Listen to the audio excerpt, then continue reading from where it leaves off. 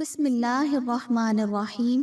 محترم ناظرین کرام، السلام علیکم۔ آج کی ویڈیو آقا علیہ السلام کی پسندیدہ سنت سے متعلق ہے۔ اس سلسلے میں ایک خوبصورت واقعہ پیش خدمت ہے۔ ایک غریب دیہاتی بارگاہ رسالت صلی اللہ علیہ وآلہ وسلم میں انگوروں سے بھری ایک رکابی کا تحفہ پیش کرنے کے لیے حاضر ہوا۔ کملی والے آقا نے رکابی لی اور انگور کھانے شروع کیے۔ پہلا دانہ تناول فرمایا اور مسکرائے، اس کے بعد دوسرا دانہ کھایا اور پھر مسکرائے، اور وہ بیچارہ غریب دیہاتی آپ کو مسکراتا دیکھ دیکھ کر خوشی سے نہال ہوتا گیا۔ صحابہ سارے منتظر، خلاف عادت کام جو ہو رہا تھا کہ ہدیہ آیا ہے اور انہیں حصہ نہیں مل رہا۔ سرکار علیہ السلام انگوروں کا ایک ایک دانہ کر کے کھا رہے ہیں اور مسکراتے جا رہے ہیں۔ دیہاتی بولا، میرے ماں باپ آپ پر فدا ہوں، آپ نے انگوروں سے بھری پوری رکابی ختم کر دی۔ اور آج صحابہ سارے معتجب تھے کہ آخر ماجرا کیا ہے۔ غریب دیہاتی کی تو عید ہو گئی تھی، خوشی سے دیوانہ خالی رکابی لیے واپس چلا گیا۔ صحابہ نہ رہ سکے، ایک نے پوچھ ہی لیا، یا رسول اللہ،